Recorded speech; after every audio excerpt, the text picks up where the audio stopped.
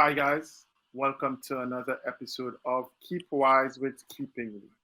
And yeah, we have been missing for a little bit. We've had just really hectic weeks. There's been travel, there's been presentations, there's been company building, and there's just a whole lot of news in housing. And so I've missed my best friend on this podcast, Amira. So Amira, how are you? How have you enjoyed your I'm time? doing. I'm back. Let's do this, Daniel. It's been too long, and I'm excited about what we're going to bring here today. Fantastic. Uh, and so today we have somebody who is really important in the space of housing. Well, this class of persons actually is important in the ecosystem. And she represents, one of those entities that helps us to be able to understand what we need to be able to do in the housing space. And so we have today Amy McCoy. She is a broker slash realtor, and she has very interesting hair. It's one of the things I can say about Amy. And there was a whole lot written about Amy in 2017 about her hair. So we can start with that, question. So, uh, Amy, welcome to the podcast, and we are happy to have you. Thank you for having me. Thank you for joining us.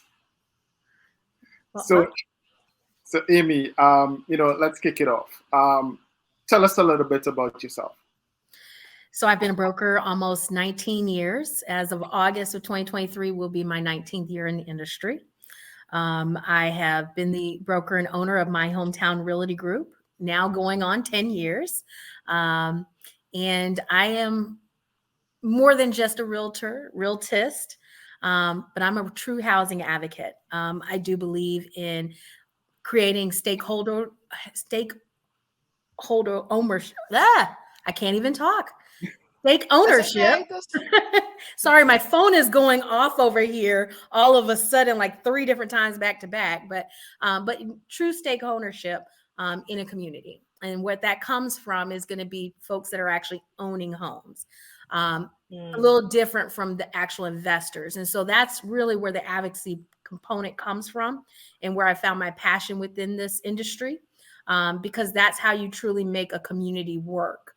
And being a housing advocate, someone who is actively promoting fair housing, and holding our municipalities, our local offices, our state houses, but not just there. I go even as far as to a national level to make sure that we are not only just adding inclusions, but we are enforcing inclusions. And so it is imperative to have professional agents out there doing that type of work, because it's not something that the normal consumer would see. And so I recognize that in this industry as someone who has lived through the financial crisis, and has come through every up and down hill, valley, all the way through to the pandemic, and still, trucking through. Nice. Fantastic introduction, Amy. Thank you. And, and, hats off to you in terms of, being in the industry 19 years. That is, really critical in terms of, because for most of us, our home is our most important asset. And so as a realtor slash realtorist, you provide that kind of service to people. So, listening to you, one of the things is like, okay, so you've done this for 19 years. You still seem pretty, young, if I may say so. I just had a birthday this week, so I hope I look 42. Happy birthday. Thank you very much.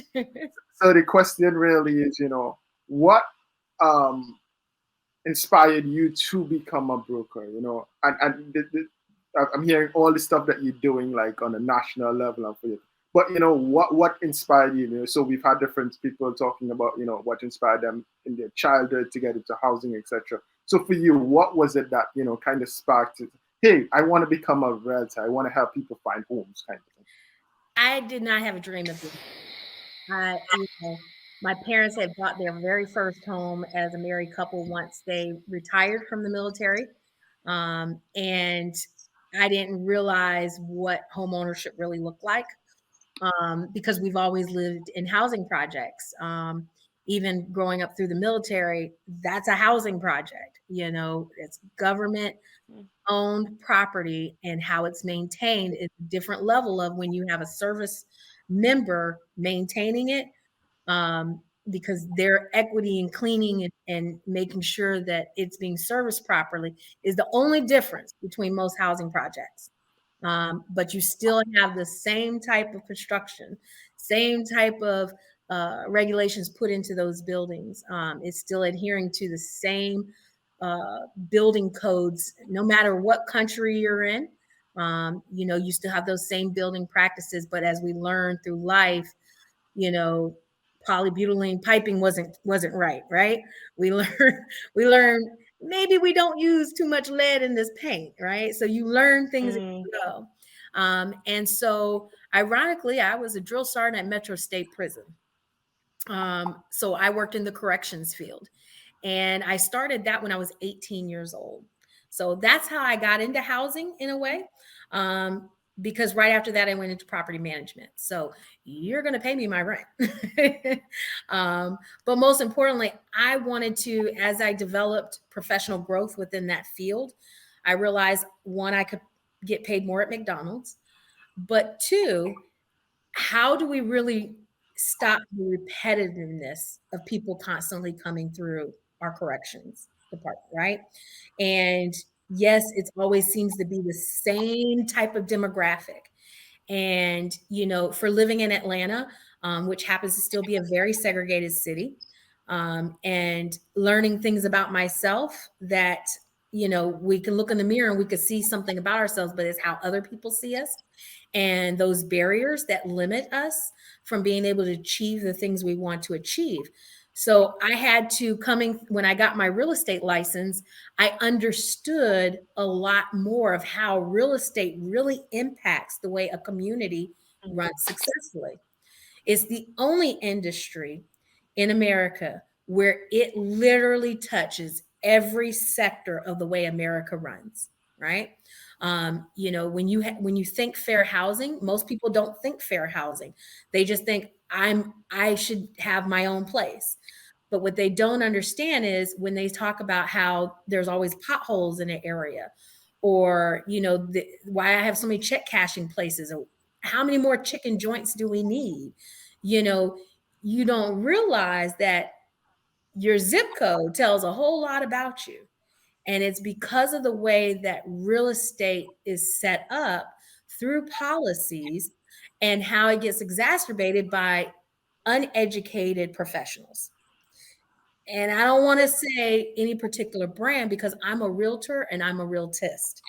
And the difference between a realtist and a realtor is, once upon a time, realtist, which is the National Association of Real Estate Brokers, we're not allowed to be realtors once upon a time because we were Black, people of color. And so it took that Fair Housing Act. It took other professionals to say, hey, we need to be more inclusive. But it was only up until 2020 before NAR, the National Association of Realtors, actually apologized for those past practices. Now, that's not me throwing anybody under a bus. That is true facts of what has happened, right?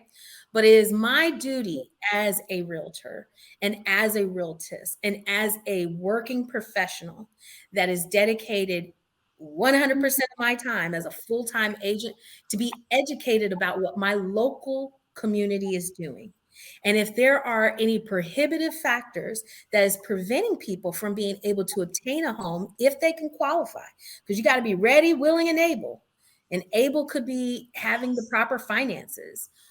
It could be a number of different things, but it's being knowledgeable about what it's going to take to be able to get you to where you need to be to have that successful close and start paying those property taxes, because that's how a community runs efficiently. That was a long answer. Yes, and I think it's important I could see, and I hope others will see, the passion and commitment you have to be a professional who is bringing fairness to the world. So we thank you for that. Thank you very much. Thank you. So can I just jump in though? You started telling us that you got your real estate license, but what was the turning point that made you want to get your real estate license? Well, what was it? It was a series of events, because again, all my life, all I wanted to be was in the military. But I had cancer as a child, and unfortunately, I had to take a different route in working at the prison. But it only takes an iron being hit upside your head once. It only takes having a near heart attack at 19. It only takes, certain things that you realize, oh my God, I can get paid at McDonald's more than working for the state of Georgia in corrections. And I look back, because I read a lot of housing reports, a lot of different studies about the state of Georgia, where we are at in our incarcerations and things of that sort, right? Because I truly believe in education. And I knew when I worked in the prison system, this is not the route that's going to help me make the change of the type of caliber of people that are going to come here. What's going to be able to help prevent, because majority of people that are becoming incarcerated is because of poverty, because of lack of education, because of poor resources for health. And those are all the factors that deal with fair housing. And so I recognize that after getting my real estate license, because at that point I was looking at, there's got to be something else, something of a better way. And so I got into property management, and my mom said, Amy, why don't you just get your real estate license? I think you could be successful at this. And so I did. I took the test, it passed the first time around, which is not easy. And worked my way up, joined a company, and came top 10% of that company in the first year. But I started in a community I knew nothing about. And that was strategic, because it forced me to learn everything about it. What I did know of the community I started in was it was my stopping point from driving from Clayton County, Georgia, to Mississippi, where I went to college. And I would stop off at this McDonald's in this current county, because I knew it was a safe space right off the exit, and I could jump off and jump back on. Because from what I heard, people just said, look, if you're of color, it's not a place you really want to stick around in. And so when I got my license in 2004, I made it a point to be there, which is where I'm still at today, because I believe that's how you make changes. You have to immerse yourself in what that looks like to really understand why a culture has become a culture. And then in order to know how to dissect something. So many people want to buck the system before they learn the system. But in order to actually properly assess what changes can actually be made, the timeline of that process, you really have to kind of be in the moment. So I believe in having a seat at the table. And they always say, if they don't give you a seat, you bring your own chair, you bring your own table, you make your own table. Well, that's okay. I'm going to actually fill up the room, and we're going to have a real discussion. So that's the way I believe. And have been very successful at it. To now I have my own. And I can't tell you how many companies have been making me offers to come help them run their teams, or, build their office up. And, that's a nice privilege to have. So apparently I'm good at it. Fantastic, Amy. I thank you for sharing that. You've illuminated a lot about your experiences and your life. And so I want to touch on the whole question of your advocacy and your push towards, because one of the things that I've realized as a homeowner is that you don't know what you don't know. And so for us as homeowners, Amira has her own crazy story. You need to hear Amira's story one day. But Amira has a story to tell also. But you know, how have you, through your experiences, channeled that into advocating for your clients and even on a national level? What has that pushed you to kind of do for, those who need the advocacy but don't necessarily always have a seat at the table? Yeah, so it really comes into taking your life experiences and saying, hey, where could these challenges really come from? And how can we make sure that they don't happen again? When we moved back from Germany, the military pushed my family towards Clayton County. Clayton County, even to this day, is 83% Black, 72% rentals, right? And it had an accreditation system that was always losing its accreditation within the education system. And it was brought in, set up to fail, right? I say brought in, but they really made this city what it was, this county what it was, because the Olympics had came in. And if anybody recalls, the Olympics were here in 1996. Yeah. And, we're so proud of this amazing city, but we forgot about our homeless population. And then we closed all these housing projects and relocated everyone to Clayton and DeKalb County and gave them no resources. We stripped resources from those areas. And so we set up those communities to fail before they even had an opportunity to build ground. We only saw during the pandemic that all of a sudden now what used to be the most affordable place is now one of the most expensive places. Now that all those people that were renters now can't even become homeowners because the prices are too high, right? And so those are those challenges. And so seeing how redlining, because that's exactly what that was redlining. Seeing how you can take and strip from a community and then kind of pick and choose when you want to feed it back to them. Is that really allowing people to pull up their bootstrings and tie it up themselves? No, you might have gave them one shoe and said, figure out what your other foot's going to do. So what I learned in real estate and learning what policy is now how can we properly make sure that we're communicating? So when it comes from the school system, like I said, interviewing the school superintendent, what is your plans? Interviewing those principals, what is your plans? What is the curriculum looking like with these teachers? Are we really making sure that these students are getting adequately trained to move on to the next grade? Or are we just pushing them along, right? The able to process. And we're not really training them to be entrepreneurs.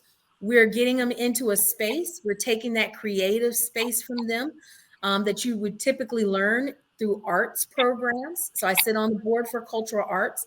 So we are the only board in Georgia that is not receives any funds from the state. And yet we're one of the top producing boards because we are really engaged with our school systems. We're engaged in putting public art out in the communities versus it looking like institutional gray walls. You have to give people something to believe in. That's why it's important in seeing people that look like me, and you in leadership positions, because people have to know what they can strive to become. And so that's why even at age 19, literally as soon as I turned 19, I bought my first house. And that was because 3 years earlier, my parents bought their first house. You know what I'm saying? So it's like you want to model the things that inspire you, but you got to see it. You got to know it's achievable.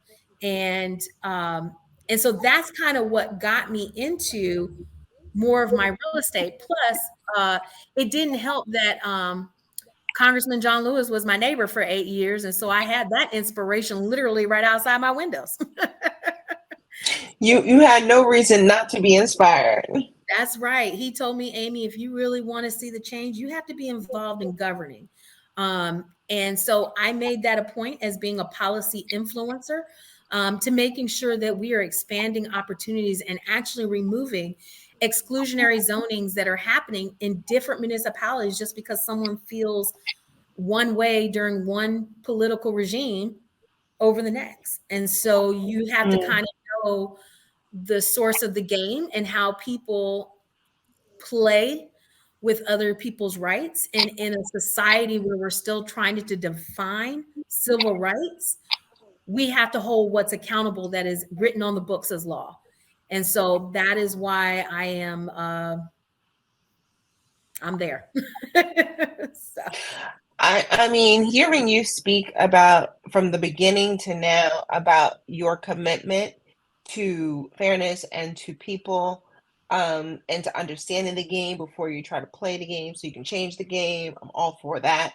It made me just kind of want to learn more about how do you even work? We work with clients, right? And when people work with your team, what are you giving them that they are probably not going to get? What happens when they come in your realm and your experience? Because as a homeowner or someone who is aspiring to be a homeowner, a lot of times people don't know, I like to say, what umbrella they need to be covered in when they find a agent or a broker who's a partner for them.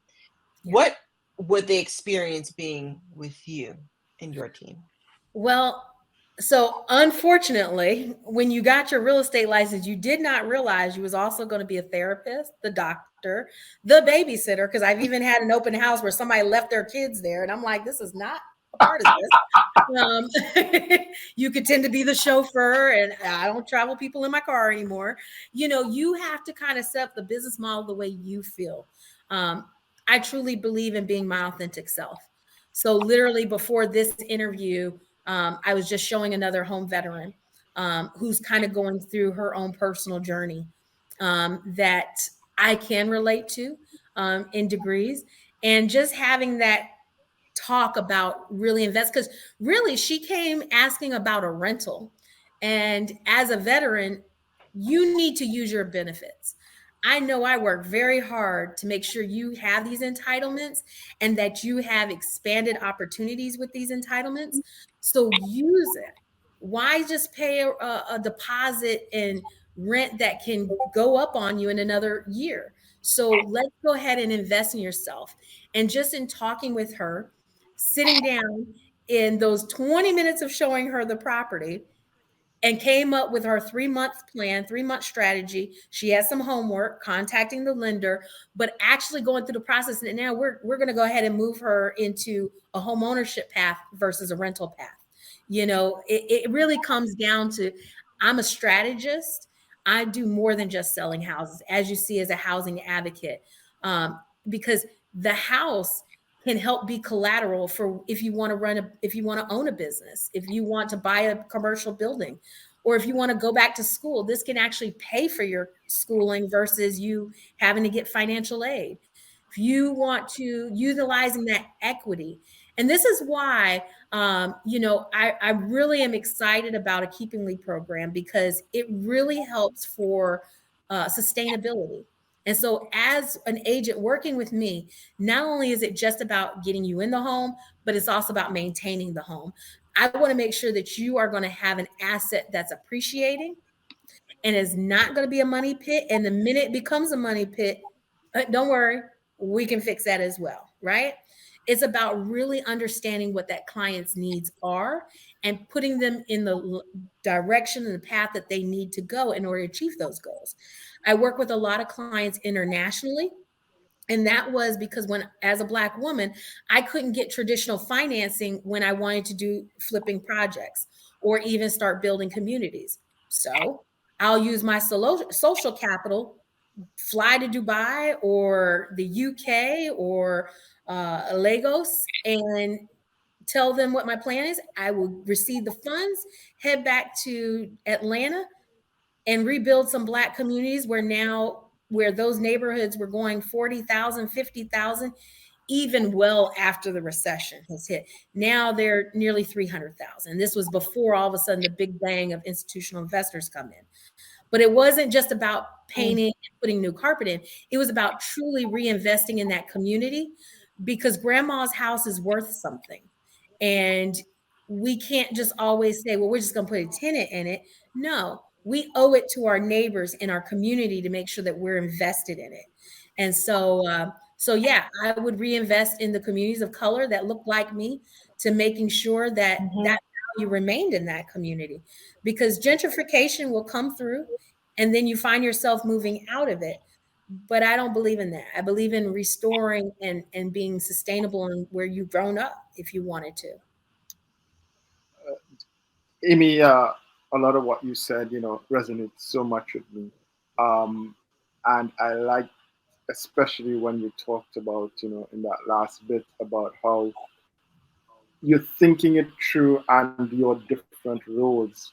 And I think that for homeowners, because there's if you follow home ownership and this whole a lot of the conversation about well, you can cut out a realtor and stuff like that. You realize that, and what you're saying is that the value that a realtor brings, your ability to understand the community and the ecosystem, is not just about, okay, well, whatever commission Amy gets as the realtor. No, it's about you being an integral part of the building experience of this person who may not know, doesn't have the resources, you know, all of the things that they need to be thinking of on this journey. And that's so critical, and hearing the words out of your mouth, and some of this, you may know, but just hearing you say it, it touches you differently, because it's like, okay, this is not somebody who is just like, trying to get that commission, or just trying to put you in a home once the home sell, and I'll never see Amy again. But it sounds like a true partnership in terms of what you're focused on, developing and building with your clientele. And so that is a critical part, because, as you started a lot of that, just like, okay, wow, you never really think of it. So, in terms of being a realtor and a broker, what for you brings you the biggest joy? What makes you really smart beyond putting somebody in a house? What makes you really get up every morning and say, okay, yeah, I want to continue doing this? Because after 19 years, I believe, it may be like, yeah, okay, maybe I need to look for something new. So, what actually inspires you to do this on a daily basis? So I want to say it's almost a love-hate relationship at this point, because as a housing advocate, side note, I'm also a reparations advocate. So I truly believe in acknowledgement and paying a debt that's owed, not might, a debt that's owed. But most importantly, making sure that we're expanding on that truth to making sure that we've learned from that behavior so we don't repeat the behavior. So I'm an achiever. I've learned that about myself, right? And as a visionary, that's what helps me with my achievement. So yes, putting someone in a home is great, because again, we're building stake ownership, right? But it's when that review comes back, or I see that person down the road and they're like I had someone call me and they was like, that house you sold us this, I sold them a building and they started their group home. I worked with them. Now the property, when I sold it to them, it was worth 510,000. Now it's worth 1.4 million. So to have believed in them to make sure that they got this property, and then be able to now help them. Now we're outsourcing a $5 million property. So to have that type of return business come back, and it was based off of taking the time, listening to what their needs were, I was able to identify it, that now they're in that process of growing even more.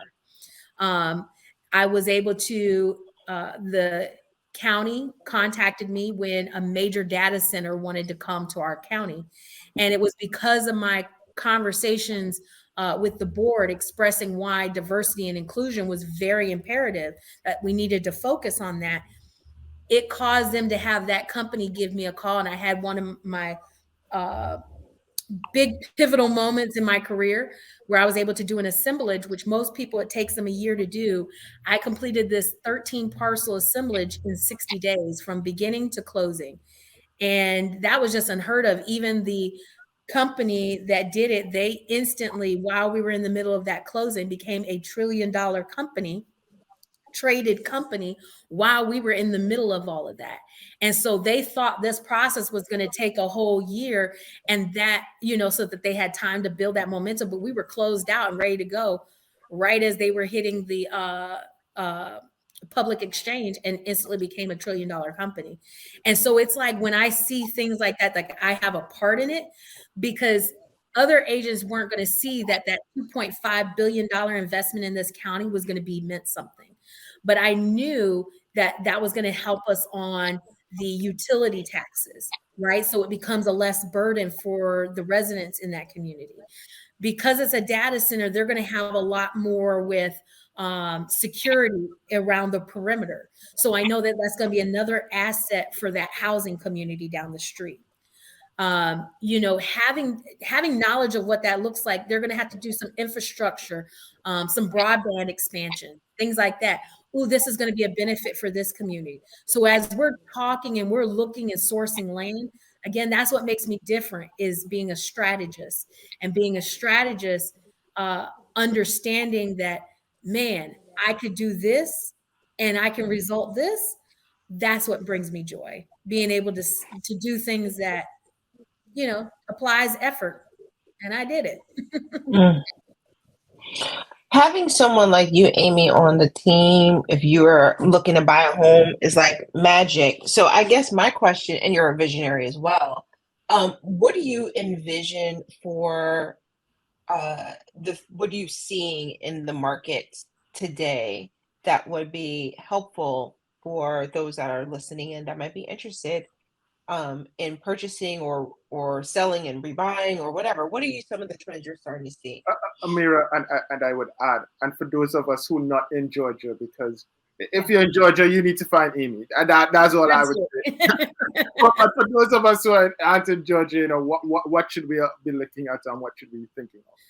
Well, you can still call me, and I'll find you the right agent that's going to help you for your needs in your market, right? Fantastic. Whether here or even international, because I do a lot of international opportunities as well. And I have a private equity structure. So, let's talk. But most importantly, no matter where you are at, create a plan. You got to have a plan of what your goals are going to be. I would tell someone that's looking to purchase a home, even if it's your first home, stop looking for your dream home. What you're looking for is the proper investment. Because if you've never owned a home, you don't know what it's going to be like to maintain a home. My favorite home I ever owned was only 810 square feet. And that was after I sold a 3,000 square foot house that was just me. So when I moved in that 810 square foot house, what I didn't know was that it was the nanny's quarters to former Congressman John Lewis's house. The benefit came after I moved in, that I found out he was my neighbor. But you have to learn what it is that works for you. And at that time, when the financial crisis hit, I bought that house free and clear cash by all the homes that I owned. I sold off 5 properties and took that money and a little bit of my life insurance, and I bought a home cash so that I didn't have to worry about anybody coming to take it from me back when the market loved nobody, right?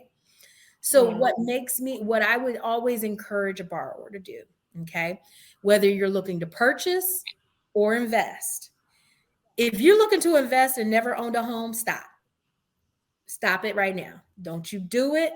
Own a home first. Learn how to leverage for your own personal financial gain. Don't be trying to buck the system and think, oh, I can invest and then I don't have to really own a home per se.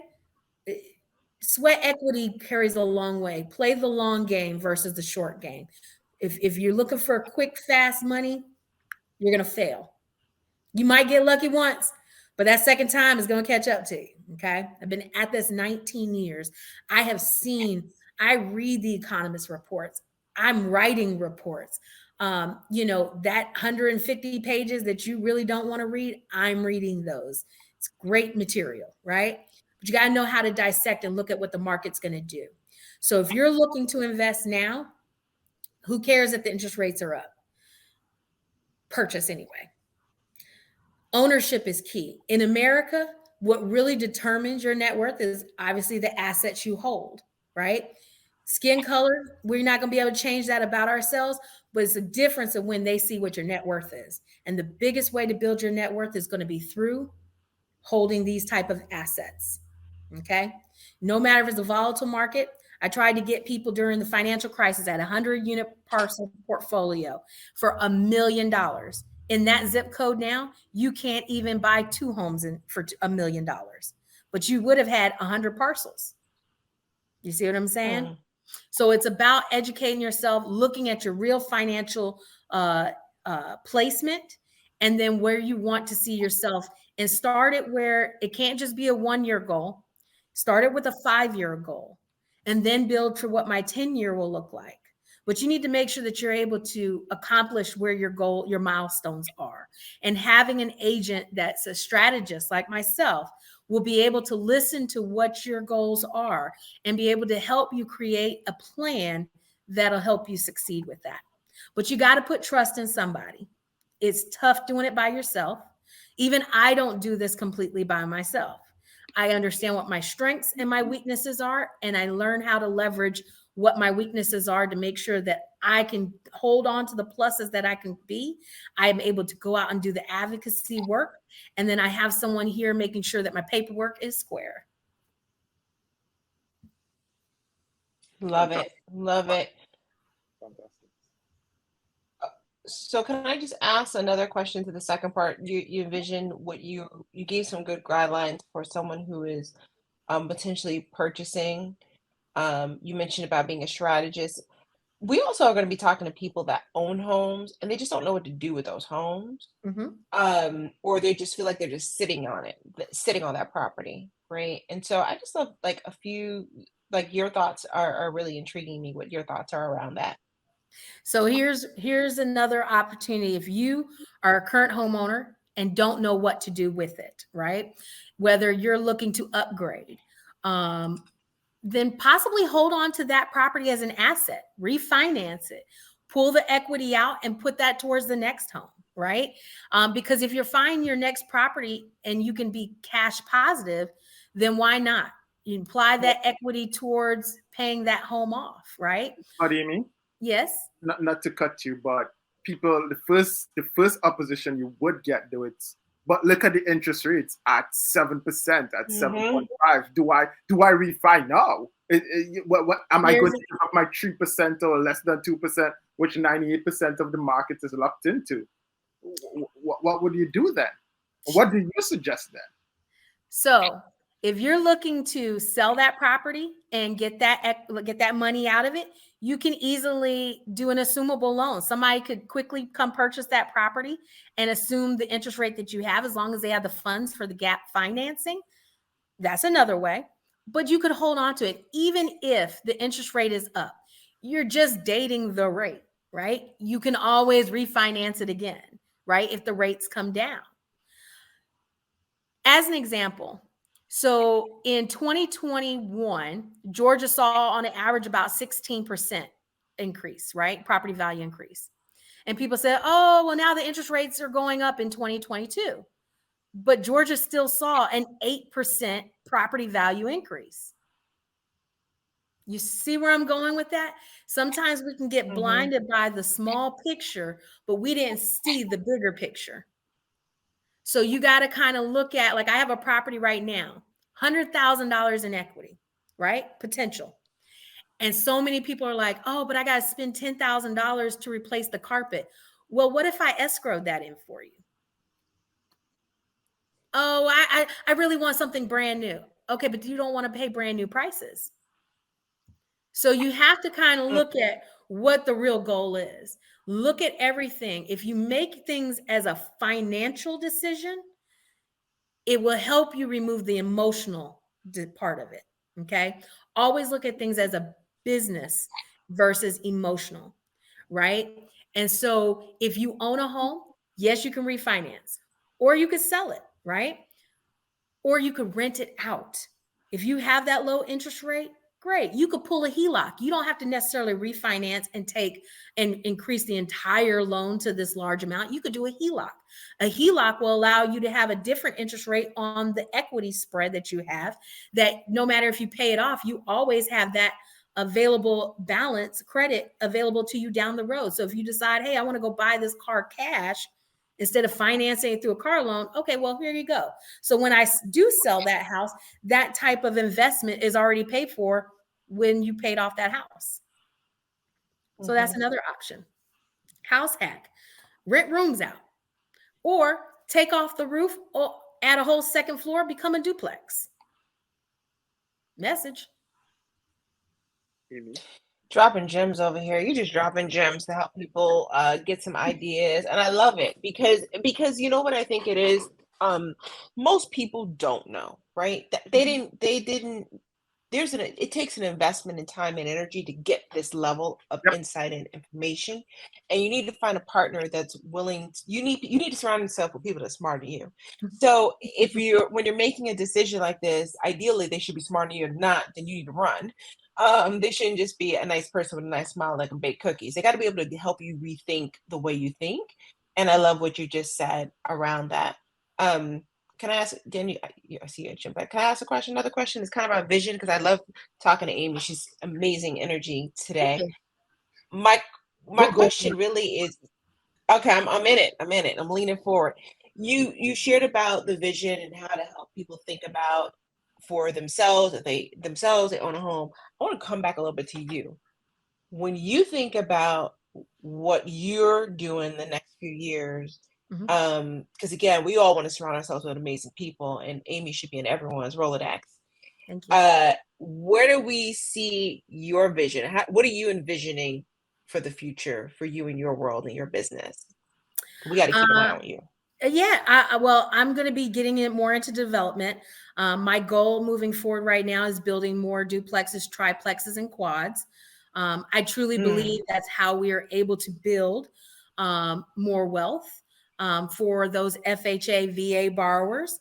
That's a lower down payment, but easier access into ownership. And yet they're able to start building wealth by helping pay down that mortgage, because essentially everybody else is paying for it in their rentals. But even then, it's also about having multi-generational housing. I'd love for my mom to live with me. They don't want to, but hey, you can still be in the other unit. My brother loves living with me, and I can care less if he lives with me, but it'd be okay if he was in the other unit, right? So it's just a different way that you may think about how, what those next years could look like for you. But it's about building financial security and wealth. We just need to know what that looks like for you personally. For me, I will be gravitating more within the political space. Not ready to make any official announcements yet, but it's coming. Amy, I nearly going to ask, are you going to be running for president? But next time. I don't know if I could be president. Okay. But I do believe in making sure, because here's the biggest thing that my parents taught me. My parents raised me to be independent. They raised me to be a thought leader and thinker. And sometimes you have to step back to truly assess where your biggest need is. And I'm blessed to know what my purpose in life is. And there are so many people that are not awake enough to understand what their true purpose is. And so I believe in walking in that purpose, but not just walking, flying, running, pulling people along with me, whether you choose to go or you don't. I'm going to grab you by the ear, and you're going to have to, you're coming with me. I know that the biggest way we're going to make these changes is you have to go together. And if I can aspire to inspire more, then that's what I'm going to do. I hope it translates in more business sales, because not all this advocacy pays my bills. So I have to make sure I am selling homes in order to make sure that I keep a roof over my head. But I'm a big believer in servitude helps those rewards come to you. I don't have to go out and look for it. It comes, it's like a magnet. It comes my way because of the service I put into others. So, you reap what you sow. And so is my hope, my desire, I put that energy out there to do more in development, to build this type of product so that we can expand more wealth. But again, I'm a reparations advocate. So there's a lot of different sectors I'm in. So, you know, that is my purpose. And I hope to see that in my lifetime, but I know it's something that I have to work at. Fantastic. Thank you. Thank you. Amy, we really appreciate you coming on to Keepwize with Keeping Me and sharing all these fantastic gems with you.